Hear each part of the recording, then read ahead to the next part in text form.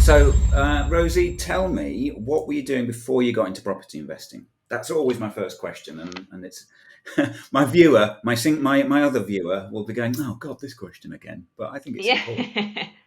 Yeah, absolutely. So I started my career just out of university in that far back in a fundraising and marketing department for a local hospice, which was fantastic experience. It got, in hindsight, very good experience for property because it got me used to asking people for money, um, which I found really hard at the time. And it wasn't giving people a return on their money. It was actually just give me your money for nothing, just for the feel good feeling. Hmm. So I started there, and then I moved to TK Maxx. I worked on their graduate scheme in merchandising and buying for a couple of years. I then decided to.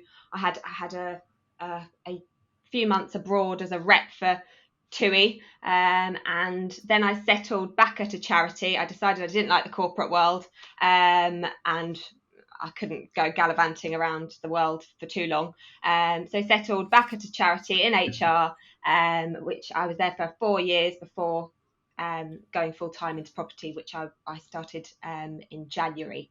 So full time in property since then. And you started with your husband Alan, Yes, and he's still working full time, isn't he, at the moment? yes, he is. But has been involved in the property stuff before, because what you got involved in a 3 day training course. Yeah. Was that a joint decision, or did you have to pull him along, or was it No, the other way around even? it was very much a joint decision. So we're not spontaneous people at all. We are. You could call us stingy with our money. So to invest that much money on our education was not like us. But we both Mm. stood up on that 3 day training course and were ready to invest more in our education. So that we carried on, and we learned a lot, which set us up for the next. It's been a few years now. Yeah, and before that, what was it that sparked the interest in property? You both sort of there in corporate type jobs. What was it that made you think, yeah, let's invest in property? Yeah, so I'd watched my parents earn money from property. My dad's got a couple of student properties in where we live in Canterbury, and I'd watched them uh, basically build our home up from not very much. 25 years ago, they bought a derelict farmhouse, no running water, completely derelict, and I'd seen what they'd done with that, and that interested me.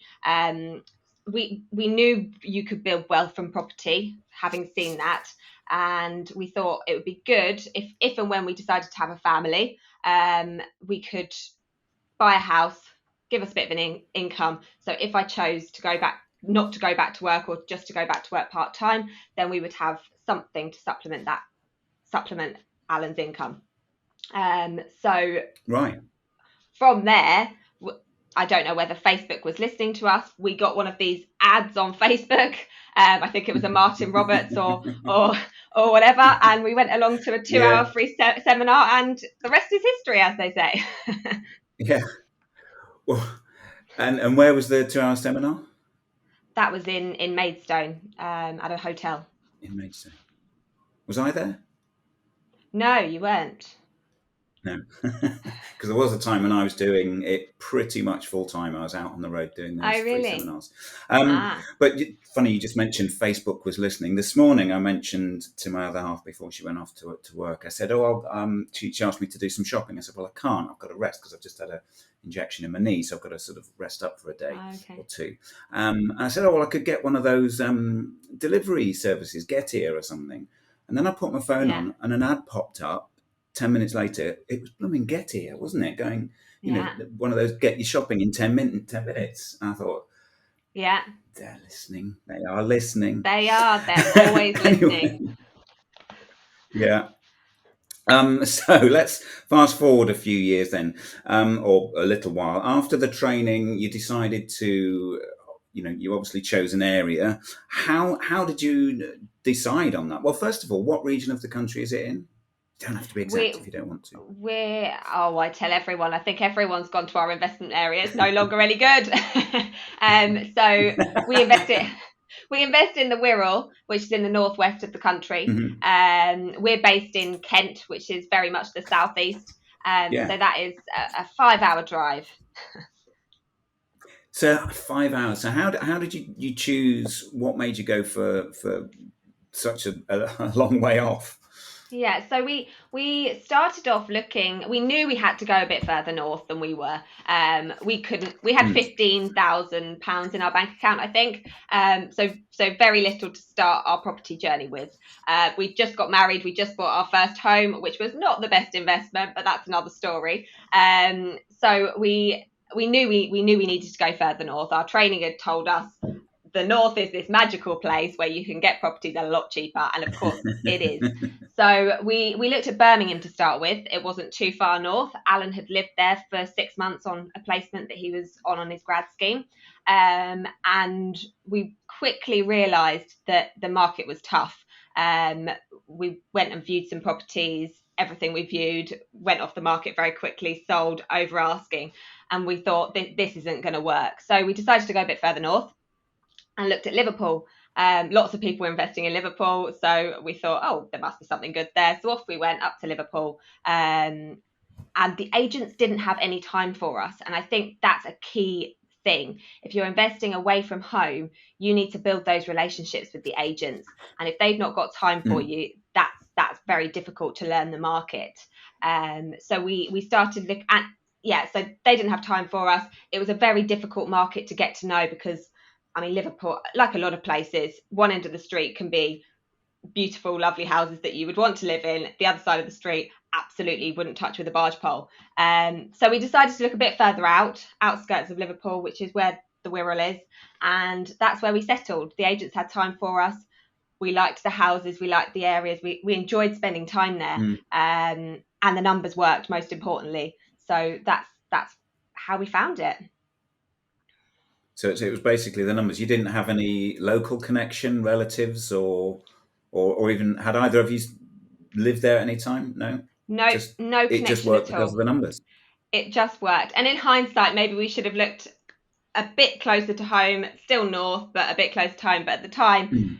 the numbers worked, and we felt it was a little bit of a gold mine area. Not many people were there at the time. Now it's inundated with investors, so it's much tougher up there. But at the time, it worked, and I think that's key. Finding that area that feels a bit untapped, not your big city Mm. centres, but the outskirts. Find somewhere that people aren't talking about so much. Yeah, and then you start talking about it, and your followers notice, and Yeah, that's it. so And then you have to move rod for elsewhere. our own back, isn't it? We're told to talk to people, let everybody know what we're doing, but Yeah. then everyone else finds out where we're investing. Yeah. So I mean, the whole purpose of this podcast is to talk about investing from a distance, and Yeah. 5 hours is considerable. I mean, how do you get there? Do you drive there? Do you get a train? Do you We hire a drive. car when you get there? We Mm. drive. So yeah, 5 hours there, 5 hours back. We tend to stay up there. Unless Alan's driving, Mm. Alan can do it there and back in a day. I can't. I find that a bit difficult. Yeah, no, I'm the same. I prefer to go there and back in a day, and people go, "God, what? 8 hours in the car? Yeah, okay." So, Yeah. and how often, when you first started out, then how often were you going up there? So we went up religiously once every 3 weeks. Right. It was And why so tough often? Why going. so frequent? Well, we needed to get to know the market first. First off, it was Hmm. learning somewhere that you've never been to. We'd never set foot on the Wirral, so we decided we just wanted to go and view everything that was on the market. We Mm. went and viewed, and I think that's a really good way of getting to know the market. You get to see the agents a lot. You get the inside Hmm. information about that road. Um, I know the Wirral a lot better than I know my hometown because we spent so long viewing properties. So we had like a little system in place. So I would the week before we went up, I would call all the agents, get all the viewings booked in. Then the following week, I'd go we'd go view. Then that next week would be putting all the offers out, and Mm. doing all the due diligence. Then the following week it was back to booking. So it was a nice 3-week rota. So it's a three week cycle of booking, viewing, offers, Yeah, and that's what got your knowledge of the area, which yeah, is that's so important, isn't it? I mean, I've I was sort of doing a in my own experience. I know that going there and having your boots on the ground, for want of a better phrase, is so important. And you do, don't you? You get to know the agents, and I mean, where in Scunthorpe, where I've got property, I got to know, the agents so well that I went to a small neighbouring town not far away called Gainsborough and walked in the office, and there was one of the agents. Went, "Hello, Simon. Why yeah, are you looking around here now?" And it's like, "Oh, great." Had some familiarity straight away that you build up, exactly. um, and you get, you start chatting and get to know all sorts, don't you? So Absolutely. on that note, in your opinion, I mean, it's a sort of almost a rhetorical, not a rhetorical question, but a needless question. How important is it to go to your area as regularly as you can when you're investing from a distance? Oh, I mean, so important. Um, I know people use sourcing agents.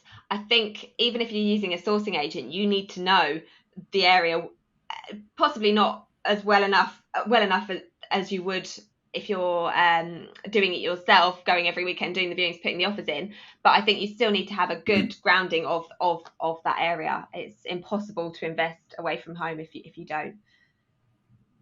Yeah, I mean, it's sort of a health warning, if you like. What you just said there, isn't it? That you have to, as well as doing your online due diligence, is actually getting out there and seeing what it's like, because you can't get a feel for the place. I remember one story, and it was sort of not connected to investing, but I can't remember if it was a friend of a friend. But when they bought a house, they before they sort of put the offer in, they went to a bit of an extreme. He sat there with his mum in the car all day, just to get a feel for the street, to work out if it was the right place for them. I don't recommend you have to do that for an investment property, but Well, that's it. I mean, it's an people example of getting say, to know an area. yeah, and people say going and visiting at different times of the day, don't they? Going at night, seeing what it's like at night, because Yeah, it could be completely different.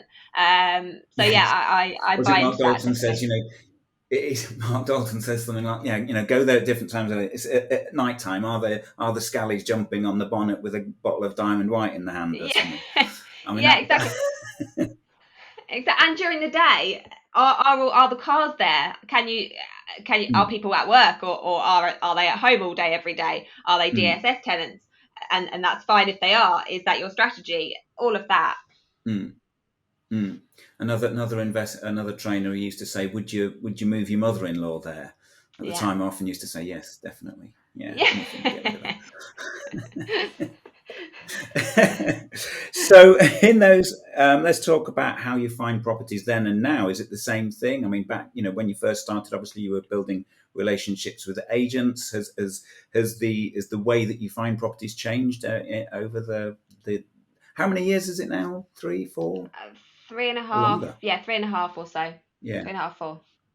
Yeah, So let's yeah, focus yeah. on, to begin with. How did you find the properties? Was it agents, or had you a different strategy? Yeah, so we very much followed the Asset Academy model of using direct to vendor, trying to find BRR, buy refurbish refinance properties, buy to lets primarily, at the start. So we did some leaflet campaigns. I was contacting people off Gumtree, Facebook groups, etc., etc. All of that. We tried it all. We'd invested in our education. We had to do what we were told, and it has worked. A lot of what we found, Mm, to start with, was on the market, but we were able to get direct to vendor after meeting the agent.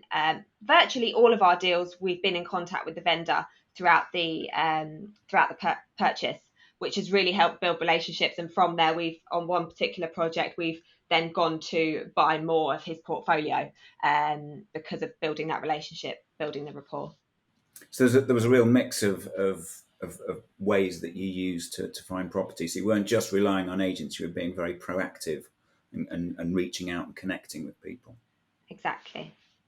Yeah. Yeah, and now have you, because you built these relationships, do you have people coming to you, or do you still have similar strategies going on? We so we have now brought our focus, having built our portfolio up north, we've now brought our focus back down south because we've built our Okay. investor portfolio as well. We've got Hmm. the backing and the funding for investing in the south. So that was always sort of our plan. We knew we couldn't do it straight off. We had to prove the system. We had to go up north where houses were cheaper. But now we're looking a bit closer to home. We are focusing a bit more on bigger deals. So we're not looking at the buy to lets, we're looking at blocks of flats. We've done some bigger HMOs, and we're just in the process of purchasing a mixed use building, 2 flats, 2 commercial units on the bottom. So that has been through agents. I think we've honed our strategy, and we will look at more than just one thing, but we're looking at the bigger deals which are okay on the market, especially the commercial market, that people don't look at so much. Well, commercial. I mean, converting commercial. It's. I think it is a huge gold mine, and actually, that's a subject I'm going to discuss in a future podcast. So, to my viewer out there watching right now, if you're interested in commercial to resi, I'll be doing something on that soon. Um, what was I going to say?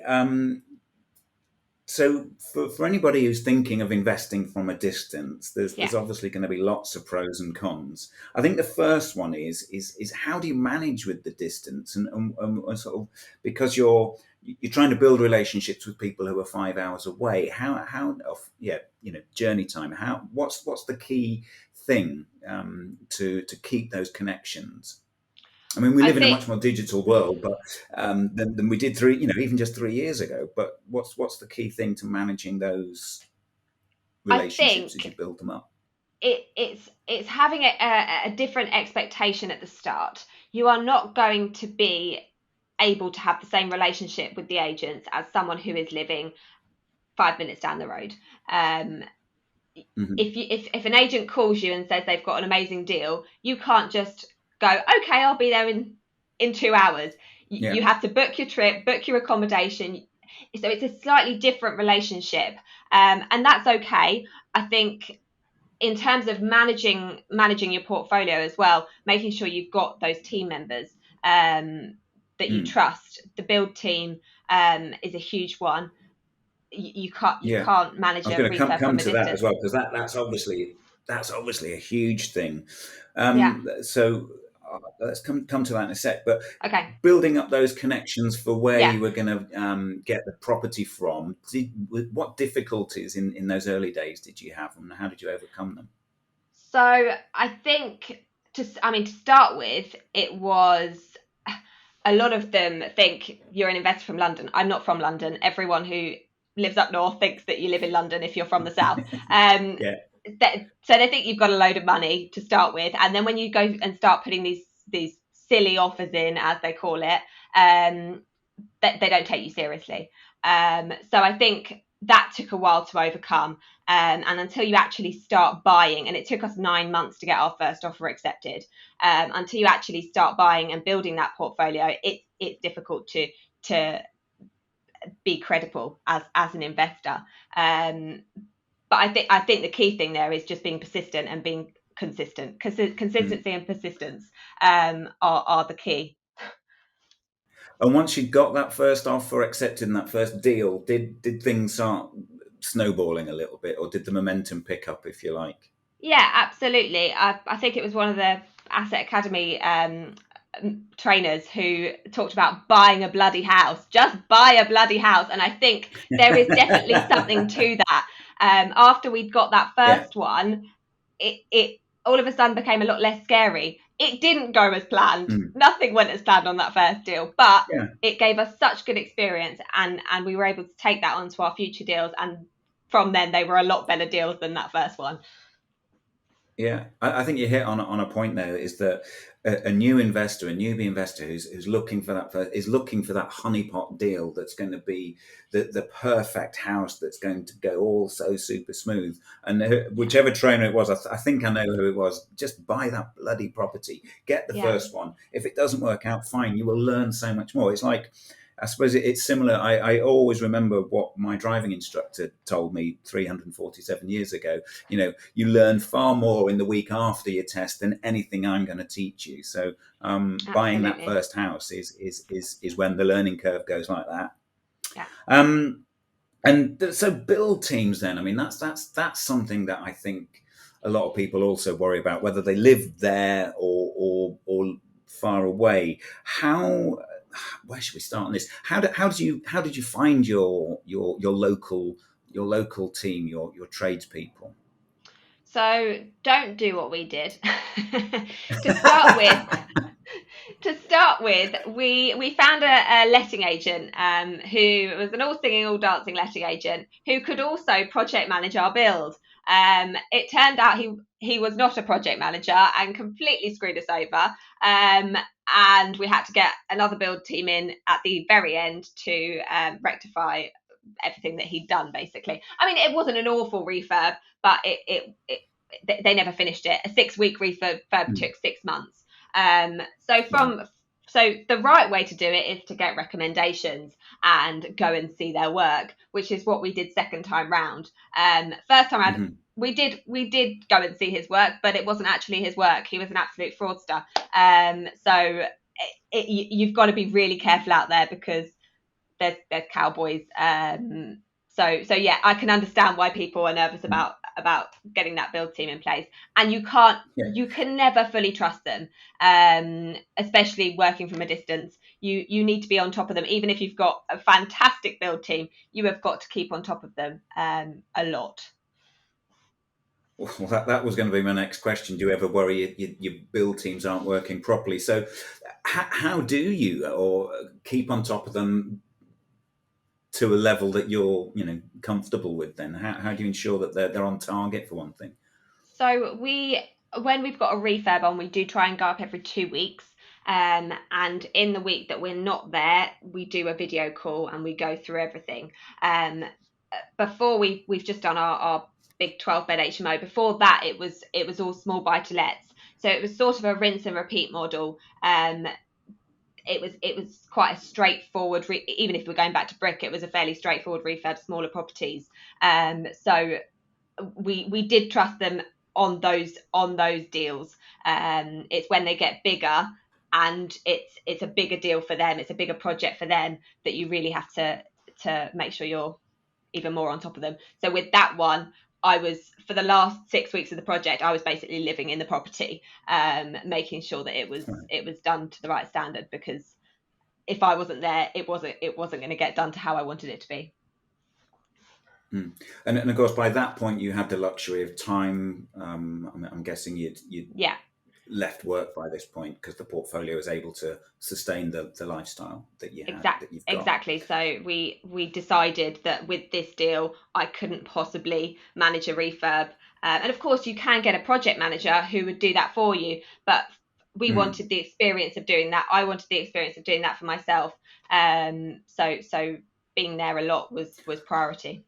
Well, that's an important chunk of learning that you were there as hands-on as you were, because then when it comes to your bigger stuff that you're working on locally that you mentioned earlier, you understand what's going on, and you can talk the language and be credible with a new build team, and they'll Yeah. take you, I guess, take your business seriously, because that's Uh, what it is, isn't it? It's a business yeah. thing. And it feels like a Mm. walk in the park. If you can do it from a distance, you can do it. You can do it locally. It's so much Mm. more straightforward. Managing your portfolio, then, how does that work? Have you got a single management agent? Have you got multiple? Do you do it yourself? How did it work, and how's it evolved over the three and a bit years? So I personally don't think you can manage a property from 5 hours away. I don't think it's possible. Willing to be proven wrong. But just for the the little things, you need someone who's able to have their contacts, because while I do have my contacts, it's just not as easy if you're far away. So we, from the beginning, we started with a letting agent, and I think builders are very difficult to find, good builders, but it's also very difficult to find a good letting agent. We started off with we started off with the cowboy who who screwed us over, but then we moved on to because he was a small local guy, we then went the other way and went with a national letting agent who had their own problems, and after a year or so we left them because basically they were giving me all the problems. They were not coming to me with solutions. So Right. randomly we were in local coffee shop. Someone had a hoodie on that said whatever property, and I said, Alan, I'm going to go talk to him. And Alan went, I'm leaving you. See you later. And I went and I tapped him on the shoulder, and he just so happened to be a property agent. So of course I got recommendations and all of that. Testimonials, etc. And from there, we've used him for our buy to let portfolio. And he's very good. He's very good at the paperwork side of things, but he'll also just go and fix a leaky tap, tighten a leaky tap if needed, and won't charge us the earth for it. So I think it's important to have someone who's on your side, who isn't just giving you problems. And since then, we've also got another agent, an HMO letting agent. So we've got two up there now who are looking after our properties. Really important to get someone who knows what they're doing. So some of that sort of leads me to the next question. What are the key things that you look for in a letting agent then? I think for me, it's got to be customer focus. All these big national letting agencies, I don't think they really see the tenants as their customers. The landlord is their customer, and they're not very good to them either. They just throw the problems their way. But so I think it's and speed of a problem coming in and sorting it. If it's going to take you 6 weeks to get to that problem, get someone in, that's not good customer service. And that's what we pride ourselves on. We've given the tenants this beautiful house to live in that's a lot nicer than any other houses in the area. We've got to have the customer service to match that. I've seen the photos of some of your properties. I've seen the photos of some of your properties, and they are lovely. Absolutely. I think I even messaged Alan and said, "Oh, when can I move in?" And I saw one that he put up. Yeah, that's it. So we're providing a great product. We're charging more for it. Therefore, the customer service has to match. That's key. Right. And what sort of arrangement do you have with the guy that you met by chance? Do you sort of say, have you given him sort of carte blanche to fix anything and everything, or is there sort of a point where he'll come to you if it's where it's sort of a big problem that needs a bit of an okay and a discussion?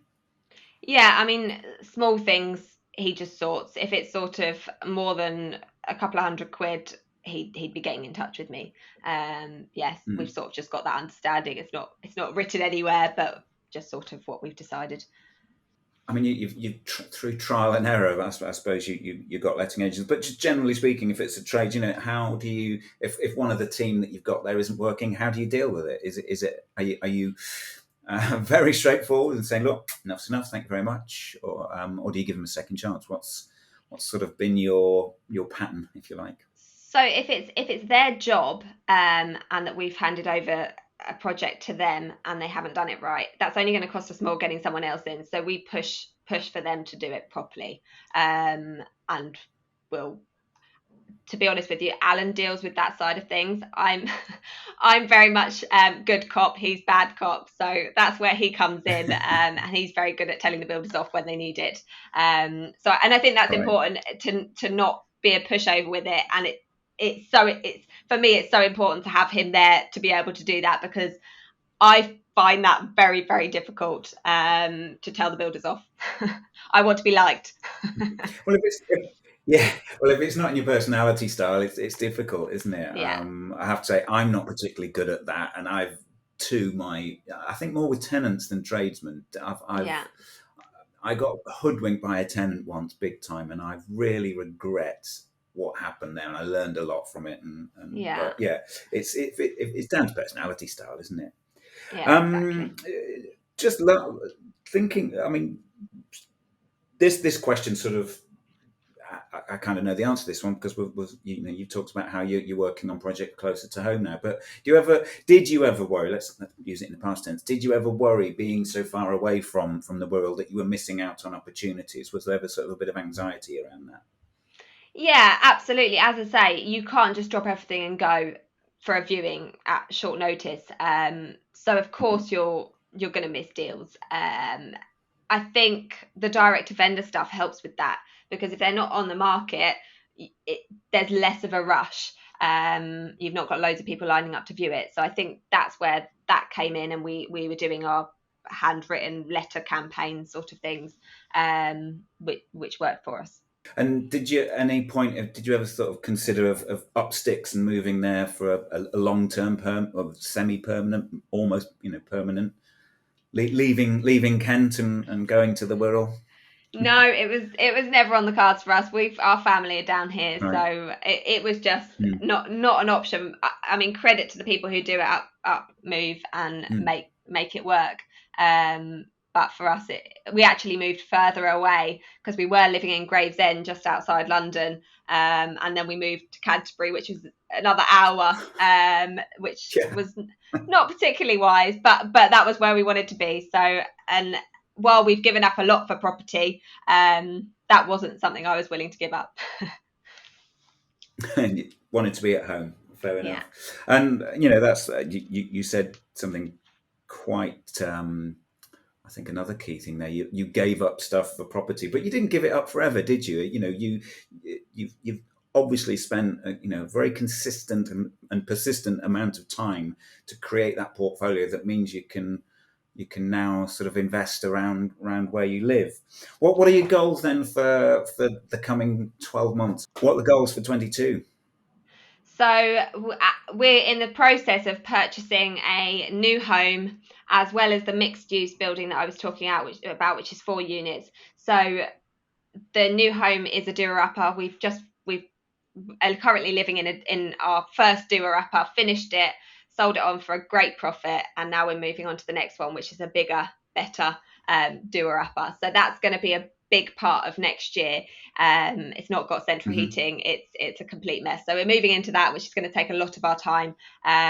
It won't be finished yet next year, but we're hoping to get a good way through by December next year. And then this mixed use building as well. We're hoping to convert it into serviced accommodation, which will be our first serviced accommodation units. So that will be a new thing for us for 2022. And then apart from that, we're hoping to get an offer accepted on a freehold block of flats. That's in our strategy at the minute. We've been working on that for a while. Sometimes it just doesn't come off, but we're confident that at some point we might get one. Fantastic. Lots of plans there. Yeah. And very exciting. So finally then, before we finish off, last question. Do you know who's going to be the next James Bond? Is it you, Simon? No, I'm far too old. I'm only a year younger than Daniel Craig, and he's just retired. So no, definitely not me. I've got a secret source, and I think it's going to be a real surprise. But I can't say any more than that. Ah, there you go. I think they've got a massive reboot on the cards, and it's going to be a real shock. Henry Cavill is the front runner at the moment. He'd be great, but I think they've got to completely change it. But there we are. I'd like Henry Cavill. I'd like Henry Cavill. There's my surprise question for you. There you go. So you can see there's loads more to learn about property investing, and guess what? These videos, they're all ready for you to learn even more. So click either one of these right now, and you can get some more information on how to grow your portfolio. Click the video. That one. Either one. Go on.